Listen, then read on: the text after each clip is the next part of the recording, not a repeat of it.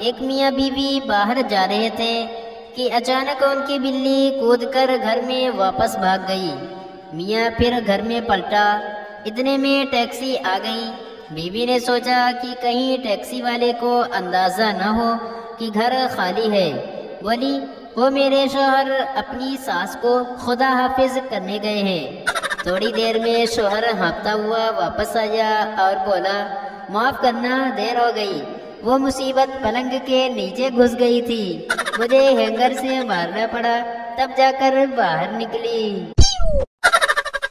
ایک امیر آدمی نے اپنے گھر میں پارٹی دی، بدقسمتی سے ان کی مخصوص بتی سی کوئی بھی ڈینٹسٹ صحیح طور پر فٹ نہیں کر سکا تھا۔ زیادہ باتیں کرتے وقت وہ منہ سے باہر آ جاتی تھی۔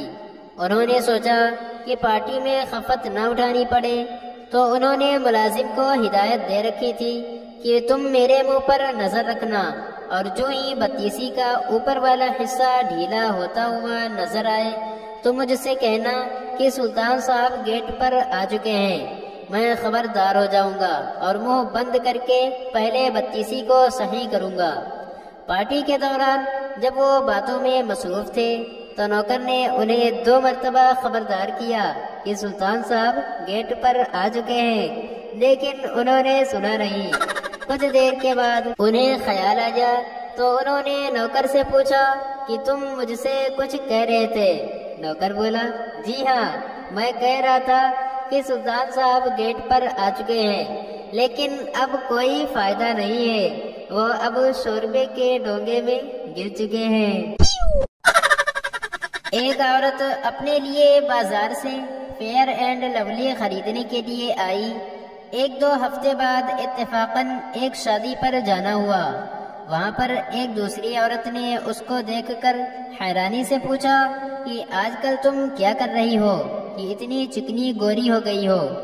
تو اس نے جواب دیا کہ میں تو 5 وقت کی نماز پڑھتی ہوں، اس لیے چکنی گوری نظر آ رہی ہوں، کہ اللہ کا نور ہے جو تجھے نظر آ رہا ہے۔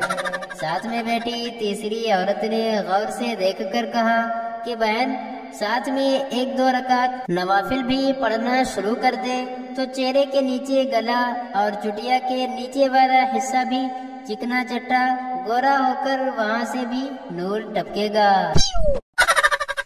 انگلش فلم کا ہیرو پاکستانی فلم کا ایک سین دیکھ کر بے ہوش ہو گیا۔